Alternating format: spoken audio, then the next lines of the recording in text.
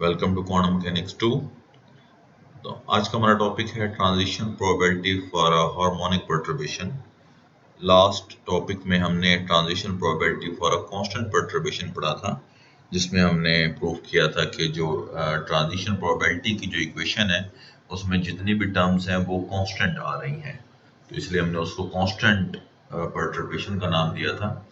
तो आज हम हार्मोनिक परटर्बेशन डिस्कस करेंगे और इसमें जो सबसे पहली चीज़ है वो ये है कि जो हम पोटेंशियल डिस्क्राइब करेंगे v ऑफ t, वो टाइम डिपेंडेंट होगा और उसके दो पार्ट होंगे। क्योंकि हार्मोनिक आपने ऑसिलेटर पढ़ा होगा कि इसमें हार्मोनिक का मतलब होता है कि कोई से दो पॉइंट्स के दरमियान जो है ऑसिलेशन हो रही है, टू एंड फ्रो मोशन। तो हमेशा हमारे पास दो एंड पॉइंट्स होते हैं। तो यहाँ जो हमारे पास हम सिचुएशन है वो ऑन ऑफ की सिचुएशन है, हम कंसीडर करेंगे। So consider a perturbation which depends harmonically on time, that is the time between the moments of turning the perturbation on and off. Okay, so the harmonic perturbation is given as v of t prime, and the first term is nu, means is small v, basically nu exponential to the power minus iota omega t prime plus nu dagger exponential to the power plus iota omega t prime। तो जो first term है minus iota omega के साथ वो absorption की term है, और जो सेकंड टर्म है वो एमिशन की टर्म है। मींस इसमें जो परटर्बेशन हो रही है, इसमें जिसमें ट्रांजिशन हो रही है बेसिकली, वो एब्जॉर्प्शन और एमिशन दोनों जो पॉसिबिलिटीज होती हैं इन अ ट्रांजिशन, उनको डिस्क्राइब कर रहा है ये परटर्बेशन। तो वो कह रहे हैं where new and new dagger are the time independent operators. Such perturbation is occurred when changed particles, that is electron, interaction with an electromagnetic field. This word is not changed, it's basically charged, this one. So due to this perturbation, transition of the system from a stationary state to another stationary state is produced. तो जो transition probability है उसको हम कुछ इस तरह से define करेंगे। Transition from i to f initial to final state as a function of time, वो इक्वल होगा negative iota over h cut 0 to t, and this one is the same equation as we have described earlier. या आप पीछे जाए आपको equation clear नजर आ जाएगी, हमने इसको डिस्कस किया था। अब यहाँ पर ये जो इक्वेशन है इसमें हमने v ऑफ t प्राइम की जगह पे उसकी वैल्यू पुट करेंगे, जिसमें एब्जॉर्प्शन और एमिशन दोनों टर्म्स आ रही हैं, न्यू और न्यू डैगर के साथ, एक्सपोनेंशियल माइनस और एक्सपोनेंशियल प्लस के साथ। तो उनको लिखेंगे। उनको लिखने के बाद आप ये देखें नेक्स्ट स्टेप में क्या किया उन्होंने, कि जो साई ऑफ एफ है, new new exponential iota common ले लिया, ओमेगा एफ आई ये वाला जो एक्सपोनेंशियल फैक्टर है ये मल्टीप्लाई होगा इस टर्म से भी और इस टर्म से भी। तो ये omega F I minus omega और omega F I plus omega, ये दो डिफरेंट टर्म्स आ गई हमारे पास। अब हम इनकी प्रोबेबिलिटी सेपरेट कर लेंगे। उसमें से जो न्यू, क्योंकि वो कांस्टेंट फैक्टर है, वो सॉरी ऑपरेटर है, तो उसको अलग लिख लेंगे और बाकी एक्सपोनेंशियल और इंटीग्रेशन वाली टर्म्स अलग हो जाएंगी। तो ये न्यू वाली term with omega F I minus omega के साथ, और एक जो है वो ओमेगा प्लस वाली term omega F I plus omega के साथ, ये ओमेगा डैगर है, न्यू डैगर है बेसिकली। तो ये हमारे पास दो डिफरेंट टर्म्स आ गई। अब हमने इनको सेपरेटली सॉल्व करना है। तो जो फर्स्ट टर्म है ये वाली, इसको अगर हम माइनस वाली टर्म को सॉल्व करें जिसमें फ्रीक्वेंसी माइनस हो रही है, that will be equal to this term. ये हमने फार्मूला पहले पढ़ा है, इंटीग्रेशन यानी कि अप्लाई करेंगे और उसके बाद इसके लिमिट अप्लाई करेंगे, तो एक्सपोनेंशियल माइनस ये आएगी, एक्सपोनेंशियल माइनस 1 के इक्वल होता है, ये ऐसे आ जाएगी। इसी तरह से जो सेकंड टर्म है ये वाली omega F I plus omega वाली, इसको सॉल्व करेंगे तो ये आएगी। ये दो टर्म्स आ गई, इनकी जो वैल्यूज हैं इनको हम आप पुट कर देते हैं, तो ये इनकी वैल्यूज यहाँ पुट कर दी हमने। क्लियर हो गया जी? ओके। अब अगेन ये फार्मूला हमने कांस्टेंट परटर्बेशन के केस में भी डिस्कस किया था, तो यहाँ अगेन हम उसको अप्लाई करेंगे at this value and also at this value. तो इन दोनों वैल्यूज को हमने यहाँ सॉल्व कर दिया, माइनस और प्लस वाली को, इनकी वैल्यूज को फिर हम उस इक्वेशन में लिख देंगे। तो ये देखें यहाँ भी वैल्यू आ गई और ये यहाँ भी आ गई साइन स्क्वायर के साथ। अब वो कह रहे हैं कि 1.3 जो प्लॉट है वो अगेन जो प्रोबेबिलिटी है और फ्रीक्वेंसी ओमेगा एफ आई उसके दरमियान है, और जो फिक्स्ड वैल्यू है ऑफ टी उसके दरमियान। This one is the 1.3 figure. इसमें देखेंगे ये आई एफ है, ओमेगा एफ आई है, ये माइनस ओमेगा वाली टर्म है और ये प्लस ओमेगा वाली टर्म है for a fixed time, fixed value of time के लिए। टाइम अभी चेंज नहीं कर रहे हम। So for any specific time interval between the transition, तो ये उसका ग्राफ है। और यहाँ से जो ट्रांजिशन प्रोबेबिलिटी जो अब्जॉर्प्शन को शो कर रही है, that is basically T square over 4h square and the inner product जो कि आप यहाँ देख रहे हैं, ठीक है।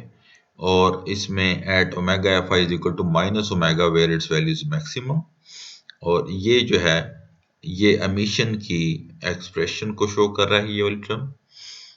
तो यहाँ से कह रहे हैं कि जो ट्रांजिशन प्रोबेबिलिटी होती है, the probability of transition is greatest only when the frequency of the perturbing field is close to plus omega और माइनस ओमेगा। तो प्रोबेबिलिटी जो है वो मैक्सिमम तब होगी जब ओमेगा की वैल्यू या प्लस ओमेगा के करीब होगी या माइनस ओमेगा के करीब होगी। So as omega moves away from plus minus omega fi, the pfi decreases rapidly। वो देख रहे हैं कि वो जैसे इससे दूर जाते हैं इस सेंट्रल पॉइंट से, तो ट्रांजिशन प्रोबेबिलिटी की वैल्यू डिक्रीज होती जाती है। To study the emission and absorption clearly we use the limit t approaches to infinity। तो हम इस लिमिट को यूज करेंगे। ओके ये अगेन ये फार्मूला हमने कांस्टेंट परटर्बेशन में डिटेल से डिस्कस किया था। So again we will use this formula by considering y equal to this term, तो ये उसकी वैल्यू आ जाएगी। और ये जो कंप्लीट फार्मूला है उससे हम ये प्लस वाला omega F I plus omega और omega F I plus omega, ये तो खैर सेम हो गई। और इससे जो है ये फार्मूला अगेन कांस्टेंट परटर्बेशन वाला हमने वैसे यूज किया। So putting the value in above equation, यहाँ पुट करेंगे इसकी वैल्यू को, तो ये आ जाएगी। अगेन उसको सॉल्व करेंगे 1.20 को, तो ये जो टर्म है दिस वन, अब हम इसको फाइनल सोल्यूशन यहाँ लिखेंगे। तो ये वाली वैल्यू यहाँ पुट करेंगे, उसके बाद अगेन इसको रीअरेंज करेंगे, 1/4 पाई, पाई को उधर ले जाएंगे, टी को उधर ले जाएंगे। ये कैंसलिंग एंड रीअरेंजिंग के बाद हमारे पास ये वाली टर्म आएगी। और इसी को फॉलो करते हुए जब हम माइनस वाली टर्म के साथ लेंगे, this is for omega F I plus omega, जब हम माइनस के साथ करेंगे तो जस्ट क्या होगा, यहाँ पर ये माइनस का साइन आएगा, बाकी सारी टर्म एज इट इज आएगी। तो ये दोनों केसेस थे हमारे पास, omega F I plus omega by 2 और omega F I minus omega by 2। तो यहाँ माइनस होगा तो यहाँ भी एच कट ओमेगा के साथ माइनस आएगा, और यहाँ प्लस होगा तो यहाँ भी प्लस आएगा। सो इन वैल्यूज को हम यहाँ पुट करेंगे और डिवाइड करेंगे टी से, तो हमारे पास ऑफ कोर्स वो ट्रांजिशन रेट की वैल्यू आ जाएगी। ये भी हमने कांस्टेंट परटर्बेशन में डिस्कस किया था। So after putting the values and calculating the transition probability, we get to this equation। ये equation again ये show कर रही है कि EF minus EI minus H cut omega and EF minus EI plus H cut omega। ये H cut omega क्या है basically? This is energy, E is equal to H cut omega, आपने पढ़ा होगा। तो E is equal to H cut omega means ये energy की value है।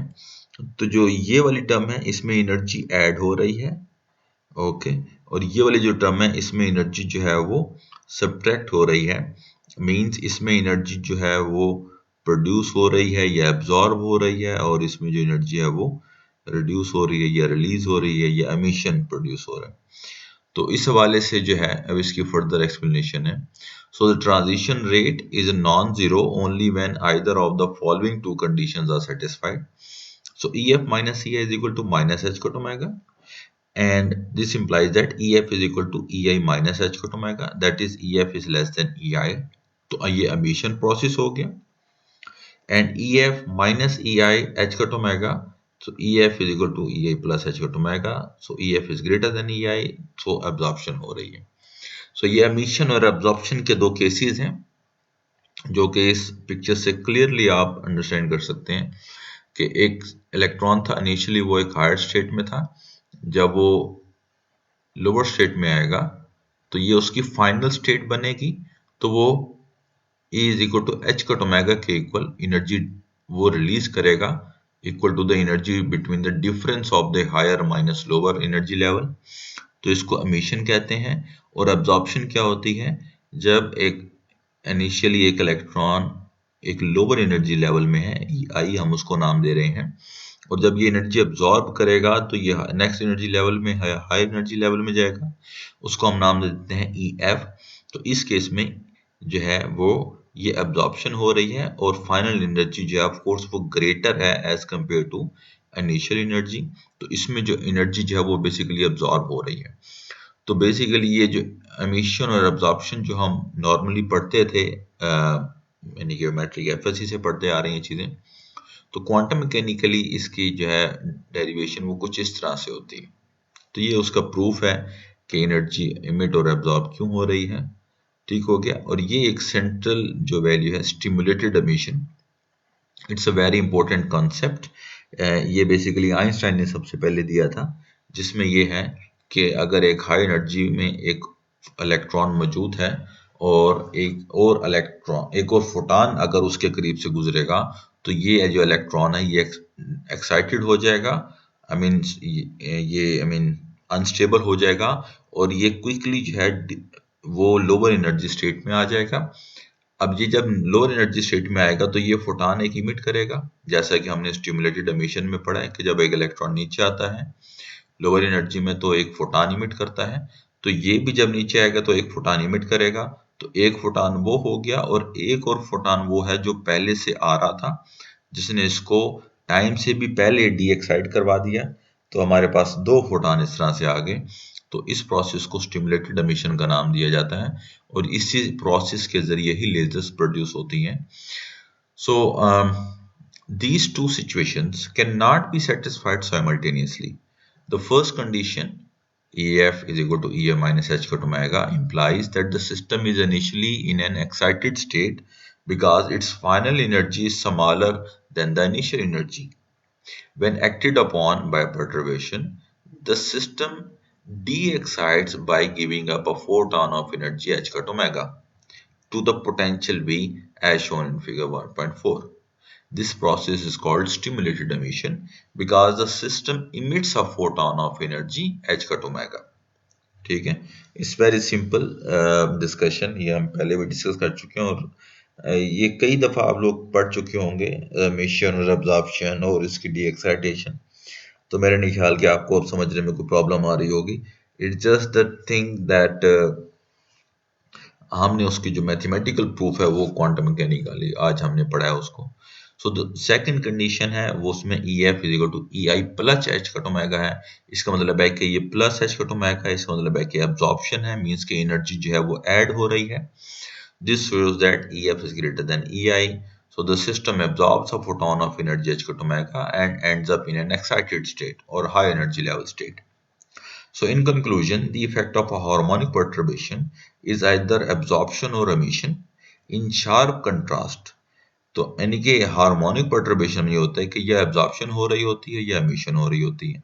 लेकिन कांस्टेंट परटर्बेशन में हमने पढ़ा था कि उस परटर्बेशन में एनर्जी ट्रांसफर नहीं होती, मींस ना ही एनर्जी इमिट होती है ना एनर्जी एब्जॉर्ब होती है, और सिस्टम जो है वो कोई एनर्जी डिफरेंस नहीं प्रोड्यूस करता, मींस उसमें एनर्जी कंजर्व्ड रहती है. तो ये कांस्टेंट और हार्मोनिक परटर्बेशन का डिफरेंस था. तो ये उसके कुछ रिमार्क्स हैं. अगेन जैसे कांस्टेंट के भी हमने पढ़े थे, जिसमें फर्मी गोल्डन रूल के बारे में हमने पढ़ा था. तो ये जस्ट उसके रिमार्क्स हैं, थोड़े से आप खुद देख लीजिएगा. तो यहाँ जो है हमारा जो GC यूनिवर्सिटी का जो कोर्स है वो इस चैप्टर के यहीं तक ख़त्म होता है. और ये जो है interaction of atoms with radiation, ये बेसिकली दूसरी यूनिवर्सिटीज के आउटलाइन में मौजूद है. So we are not going to describe this. And ये कंप्लीट जो है ये हमारे कोर्स आउटलाइन में नहीं है, ना सिलेक्शन रूल भी नहीं है, स्पिन ऑफ हेलिसिटी भी नहीं है. These are the review questions. ये मैंने आपको असाइनमेंट के तौर पे दिए थे. I hope you must have understood all these points. वैसे भी हमने अब चैप्टर कंप्लीट कर लिया, तो आपको ये चीज़ें अंडरस्टैंड होनी चाहिए अब. And I think that's the end of this chapter.